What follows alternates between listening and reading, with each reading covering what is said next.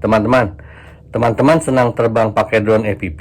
Kalau teman-teman senang, ini video untuk teman-teman karena saya akan membahas ini drone freestyle dari masa ke masa, dari dulunya sejarahnya sampai sekarang gitu. Kalau nggak senang skip aja karena saya kan bahas bukan hanya drone tapi juga transportasi kehidupan kita di Indonesia, gimana kita supaya maju gitu ya. Kali ini buat yang senang FPV aja. Nih saya mau ceritain bahwa FPV itu udah mengalami perkembangan yang demikian pesat begitu. Nah kita lihat nih di videonya ya. Nih ini ceritanya yang membuat FPV itu terkenal dulunya itu waktu MCK FPV itu diundang untuk lomba di Dubai. Beliau jadi juaranya waktu itu. Mincen umur 12 tahunan, kayaknya masih seumuran SMP gitu. Nih lihat teman-teman terbangnya Minchan waktu itu tuh nggak begitu bagus, biasa aja nih gitu kan, goyang tuh kan, kugak kikek gitu kayak gitu terbangnya itu dulu. Ini berapa tahun yang lalu nih, 7 years ago, 7 tahun yang lalu ini tuh terbangnya kayak begitu. Ini lawan-lawannya Minchan itu waktu itu ada Mr. Steel, kemudian banyak pilot-pilot dari luar tuh. Kalau teman-teman ngelihat penerbangan FPV ya sekarang, mungkin dibanding Om Dano juga bagusan Om Dano terbangnya. Ini MCK FPV gitu. Waktu itu 7 tahun yang lalu, kayak begini. Yang membuat MCK FPV menang itu waktu dia crash, dia bisa bangkit dengan gaya begitu. Kira-kira begitu. Teman-teman lihat dari gaya-gayanya. Mungkin kalau nggak senang FPV pusing gitu. Nah ini coba kita selanjutnya kita lihat ya. Misalnya yang berikutnya ini ini siapa ini ya, ini si Chad sama Tommy, dia latihan roll sama flip. Nah dulu tuh kita yang senang FPV suka nontonin ini Rotor Riot itu dia bukan hanya trik-trik segala macam, tapi juga jualin drone apa segala macam nih. Ini sama Tommy sama Chad, dia latihan trik series apa roll flip spin kayak begitu. Itu latihannya gitu. Ini Chad sama Tommy. Saya udah jarang ngeliat Tommy di Rotor Riot sekarang gitu. Terus misalnya kita lihat ini apa split S sama skizo tuh kan kayak begini terbangnya tuh. Split S itu dia naik split S gitu. Nah begitu tuh split S. Mungkin kalau teman-teman udah sekarang latihan mah split S mah cemen kecil gitu Om Jakral ya gitu. Tapi kalau waktu awal-awal dulu wah keren banget, bisa split S aja udah hebat banget waktu itu. Ini 6 years ago, 6 tahun yang lalu gitu.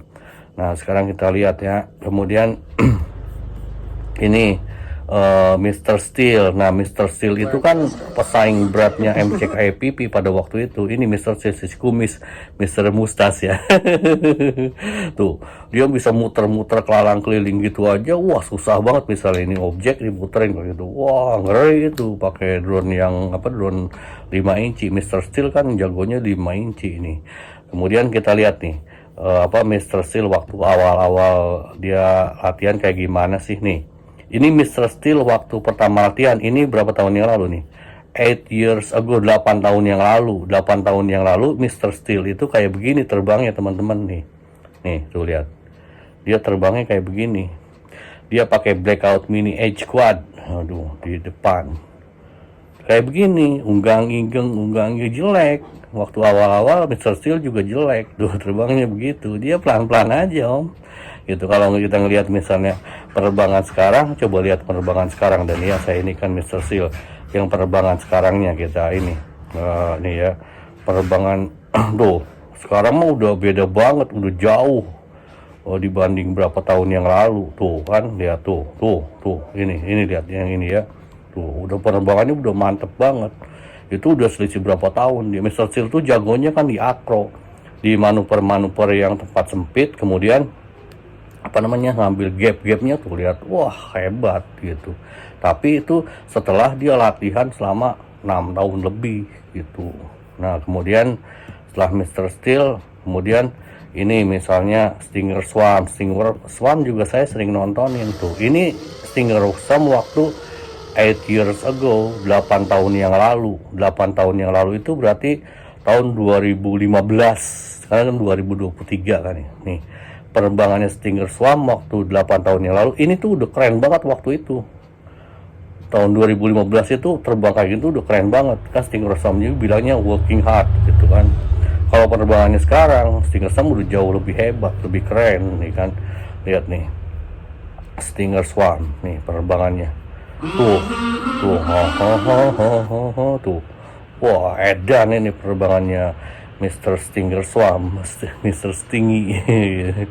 Keren Mr. Stinger Swarm gitu. Ini udah penerbangan 3 tahun yang lalu, berarti latihan sekitar 25 tahunan. Stinger Swarm kayak begini tuh terbangnya udah gak kalah jago sama Mr. Seal dan lebih smooth. Kalau Mr. Seal kan cepet ya, kalau Stinger Swarm smooth gitu. Bagus, emang keren Stinger Swarm Stingy. Kemudian kita lihat misalnya ini, kita ngeliat dari masa kemasannya. Ini Carpu itu pilot EPP yang hilang, dia udah hilang dari produk. Dan ini waktu awal-awal terbang, Carpu juga diundang waktu lomba di Dubai. Ini berapa? 9 years ago, 9 tahun yang lalu. Nih penerbangan Carpu 9 tahun yang lalu itu kayak begini. Nih lihat nih, tuh kan. Jadi dia terbang di tempat terbuka, jauh dari orang, melakukan manuver. Kalau Carpu itu kan terkenalnya yang di apa, yang flip itu bukan mati flip, apa namanya, Carpu itu yang bisa bolak-balik kayak begitu. Tuh lihat, ini Carpu 9 tahun yang lalu. Nah kalau video Carpu itu karena hilang dia ya, ini video terakhirnya aja Carpu, wah ini 1 bulan yang lalu.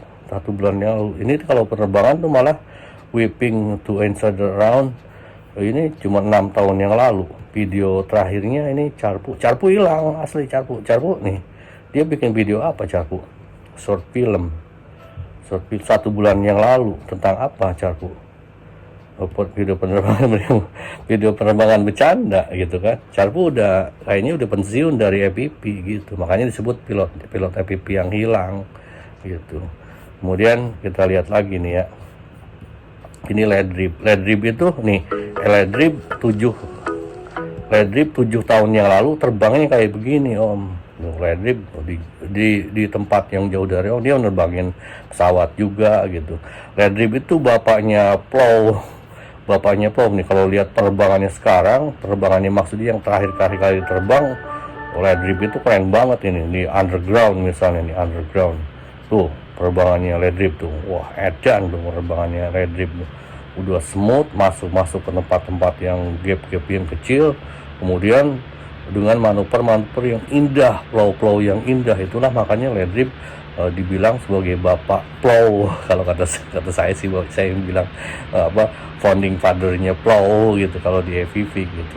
Ledrib diikuti kemudian sama ininya Bubi EPP itu saya ngikutin dari awal-awal dia latihannya, maksudnya ngikutin channelnya. Ini Skizo yang kita bilang tadi. Skizo juga keren banget. Ini udah 6 year ago aja udah kayak begini terbangnya tuh Skizo. 6 year ago ini, bayangin 6 year ago ini Skizo EPP kayak begini terbangnya. Dan memang kalau terbang freestyle itu ya jauh dari orang, kemudian di pepohonan melakukan manuver yang indah gitu, tanda gitu. Nah kita lihat berikutnya misalnya ini. Nah saya pengen liatin bahwa di EPP juga memang cewek itu jarang jadi pilot EPP, tapi ada juga ini yang Joe EPP yang terkenal sama manuver yang baliknya itu inputnya. Kemudian ada Miss Creature, kalau di kita kan ada Tante Pink Panda ya Om ya. Tapi memang ini Joe EPP. Cuman kalau di kita ya, di kita memang pada umumnya di luar juga sama. Kalau cewek itu rata-rata jarang banget, mungkin 1:100 apa 1:1000 kali pilot EPP yang cewek, memang jarang gitu, karena memang rumit. Kita di EPP itu bukan hanya kita bisa nerbangin, tapi juga kita dituntut untuk nyolder. Kalau kerusakan harus sebetulin, kan tuh males banget kalau buat cewek yang banyak. Kemudian nih kita lihat lagi kriket itu kan buatnya manuver yang mundur nih. Misalnya kriket yang penerbangannya yang belum lama, 10 hari yang lalu nih, penerbangan 10 hari yang lalu kriket kayak gimana sih terbangnya dia. Harusnya udah tuh lihat, makin kesini memang makin indah. Kalau dulu tuh terbang tuh kalau sekarang tuh udah makin smooth, manuvernya makin edan, makin bagus. Ini penerbangan kriket yang 10 days ago gitu, kayak begini gitu, teman-teman bisa lihat ya. Kemudian kita lanjut lagi, ini Kapten Panoper. Nah, Kapten Panoper itu di awalnya, sepengetahuan saya, dia menggeluti drone EPP racing ini waktu dia jadi juara di DRL, jadi di simulator. Waktu di simulator dia jadi juara, kemudian dia diekspansi ke dunia nyata pakai drone beneran. Itulah makanya kalau buat pilot-pilot pemula sangat disarankan untuk latihan tuh di simulator dulu, karena kalau di dunia nyata, ketika misalnya Anda nerbangin drone kemudian crash, kamera rusak, motornya kebakar atau apa, itu mahal biayanya. Tapi kalau di simulator itu kan ya, di simulator rusak apaan gitu kan, itu nggak ada yang rusak, nggak ada kerusakan gitu. Ini contoh nyatanya pilot profesional yang menyarankan dan memang mengawalinya dari simulator, ini Kapten Panoper. Kapten Panoper memang bagus itu. Kalau yang manuver yang bagus dari Kapten Panoper itu yang itu Penny Style itu kan bagus Kapten Panoper. Ada juga yang Johnny EPP kayak gitu, mirip juga. Ini siapa nih? Ini Aerodio. Kalau Aerodio dulu terkenalnya waktu awal-awal dia bikin, nah ini yang sideway power loop gitu. Sideway power loop itu paling bagus. Skizo Aerodio itu paling bagus ini manuver yang ininya, sideway power loopnya. Hanya sedikit orang yang bisa manuver sideway power loop kayak Aerodio. Ini Aerodio nih, indah sekali gerakannya itu. Coba teman-teman, kita kalau yang senang EPP bisa sangat menikmati ini, karena ini memang butuh keahlian tingkat tinggi. Ini susah banget untuk bisa karya Aerodio ini gitu. Itu Aerodio dia terkenalnya dari sideway power loopnya ya. Kemudian ini Metistan itu ya gerakan metinya yang paling terkenal. Dia gerakannya kan main bending. Coba kita contohkan ini yang termasuk akhir-akhir ya, ini 3 tahun yang lalu. 3 tahun yang lalu kan tuh, 3 tahun yang lalu dia udah bagus seharusnya, karena kan kalau yang lomba itu kan udah sekitar 7-8 tahun yang lalu. Dan Meti juga termasuk orang yang memang punya kemampuan EPP yang diperhitungkan, dan dia berkontribusi ketika ada manuver yang karya dia sendiri, itu Metistan gitu. Ini penerbangannya kayak begini, freestyle-nya Metistan gitu. Kemudian apa lagi, kita lihat yang berikutnya, Bubi EPP. Nah, Bubi EPP kelihatan ke Bubi EPP itu memang ininya yang dipilih sama Ledrip juga. Ledrip kan memang hobinya plow, dan dia memilih orang yang paling bagus untuk melanjutkan plow ya Bubi. Itu Bubi masih muda, kemudian dia bisa manuver-manuver yang memang hanya orang tertentu yang suka plow mungkin gitu untuk itu. Nah, ini Bubi EPP. Dulu waktu di awal-awal dia belajar ya Bubi EPP, saya juga sering waktu di channel dokter ngikutin. Saya pernah dibikinin malahan video buat stall gitu sama Bubi, dan saya waktu itu komentar sama Bubi, hati-hati kalau jadi orang terkenal. Bubi cuma ketawa. Tuh kan penerbangannya gila kan, ini susah banget loh gitu, susah banget ini. Dan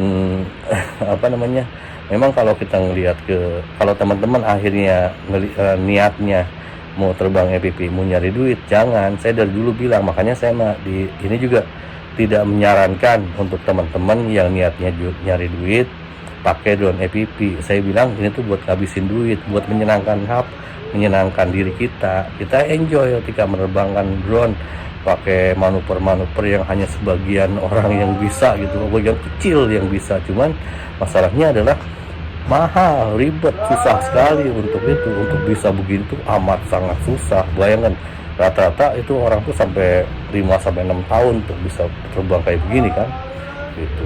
Nah, ini Bubi EPP ya. Kemudian di kita Om Pilot Nakal itu saya pernah, mohon maaf Om Pilot juga, saya pernah bilang ke Om Pilot bahwa Om Pilot Nakal mah bukan masuk kategori pilot, beliau masuk kategorinya mekanik, karena beliau mencontohkannya kan yang cara menghubungkan remote sama drone, cara bending begitu, bukan terbangnya. Saya yakin kalau pilot nakal untuk penerbangannya biasa-biasa aja, tapi memang dia spesialisasinya itu pilot nakal mah untuk mekanik begitu. Saya sangat sangat terbantu waktu awal-awal dulu binding yang apa dulu, yang King Kong Air 100 yang pilotnya gitu. Cuman sampai sekarang saya ngeliatin juga ininya apa, kalau dari pendapatan ya, pendapatan pilot nakal nih, setahu pilot nakal nih, saya bacain ya. Setahu pilot nakal, konten kreator yang pernah kasih info AdSense itu baru Om Andrea Ramadan, banyak yang lain juga sih Om, cuman bukan yang ini, bukan yang konten drone. Kayak Guru Gembul pernah nunjukkan penghasilannya berapa, kemudian yang ya nih di China banyak kok gitu. Cuman memang kebanyakan kita itu bukan tertipu kali, cuman kebanyakan bilang kan YouTube itu hasilnya gede, ya enggak lah, tergantung view-nya. Kalau hitungan saya sih, kalau mau hasilkan gede, satu video itu harus jutaan yang nontonnya. Kalau kayak Om Pilot Nakal kan, dia satu video itu walaupun upload video hampir setiap hari, tapi yang ngelihat itu sekitar 1000 sampai 1500-an itu penghasilannya itu. Nah ini Om Pilot Nakal untuk bulan ini sekitar 815.000. Dan kalau YouTube kan memang dia dibayar itu harus di atas 1,3 juta per bulan. Kalau nggak nyampe itu diakumulasikan. Kalau Om Pilot Nakal misalnya dapatnya di 815.000, maka harus 2 bulan. Kalau 815 kali 2 kan 1.630 ya. Nah mungkin di bulan kedua Pilot Nakal dapat itu. Saya juga nggak senang sih kalau yang di apa namanya di di drone apa di YouTube dibilangnya gaji. Kalau ini mah bukan gaji Om, kayak nih Om Andrea Ramadan juga, dia dengan 492.000 subscriber. Om Andrea Ramadan juga ada nih, dia bilang pernah nih kita ininya gaji berapa, gaji pernah bikin gitu kalau nggak salah hitungannya betul, berapa gaji Andrea Ramadan dengan 402 subscriber gitu. Dia tuh kalau nggak salah waktu itu bilangnya sekitar 5 jutaan. Tapi kan 5 juta itu nggak banyak teman-teman. 5 juta itu dikit untuk ukuran apa hobi drone ini. Karena satu drone aja harganya sekitar 5 juta baru drone-nya. Belum Google, belum remote, belum ongkos. Kalau Om Andrea misalnya ini buat naik-naik ke puncak gunung, dia untuk ke gunungnya aja perlu ongkos. Kemudian misalnya dia ke tempat gunungnya itu jauh, perlu nginep, perlu makan. Emang kita sehari-harian gak makan gitu. 5 juta sebulan, nggak sampai kemana-mana itu gitu. Makanya kita orientasinya kalau drone itu bukan untuk menghasilkan cuan, bukan. Kita mau buat happy aja gitu. Nih Om Andrea Ramadan contohnya, kalau untuk ini tuh, untuk drone itu kan Om Andrea Ramadan hitungan yang paling cepat itu, dia hitungan 492.000 subscriber itu cepet kalau dibandingkan misalnya tapi Om Sigit Einstein itu bukan hanya EPP. Om Sigit Einstein kan yang ini, yang drone juga nih, Sigit Einstein Sigit Einstein nih. Om Sigit Einstein itu kalau nggak salah ininya nih tuh 807.000 subscriber. 807.000 subscriber itu. Dan kalau Om Sigit Einstein kan dia bukan hanya drone tapi juga main RC, main apa aja gitu. Jadi kalau di kita kan palu gak ada, apa lu minta gua ada gitu. Dan kita jangan ini juga, jangan berorientasi ke uang. Kalau ya kalau saya sih ngelihatnya kalau kayak Om Sigit Einstein itu buat hiburan, karena yang penonton juga saya lihat nggak praktek gitu. Kalau buat praktek kan kayak saya kan ngadain lomba drone itu yang ikut paling dari 1000 video itu cuman 20 juga hebat banget, jarang banget yang ikut nih. Saya kan ini bikin lomba yang yang lomba drone nih. Ini sekarang kondisi sekarang itu viewernya 484 itu yang ikut baru 3 orang. Udah pertengahan bulan baru 3 orang gitu. Jadi begitu yang saya pengen jelaskan ke teman-teman, sejarahnya kita dari awal sampai sekarang. EPP di Indonesia itu memang nggak ada yang freestyle-nya ngikuti untuk kayak diprofesionalkan misalnya kayak Bubi. Tapi walaupun profesional kayak Bubi EPP itu nggak bisa kita semata-mata untuk menghasilkan uang karena kecil gitu. Itulah yang saya pengen sampaikan tentang step dari masa ke masa, cerita tentang freestyle di dunia sampai kita di Indonesia gitu. Ya teman-teman, kalau ada yang mau ditanyakan silahkan tulis dan komentar. Terima kasih dan selamat weekend. Awesome.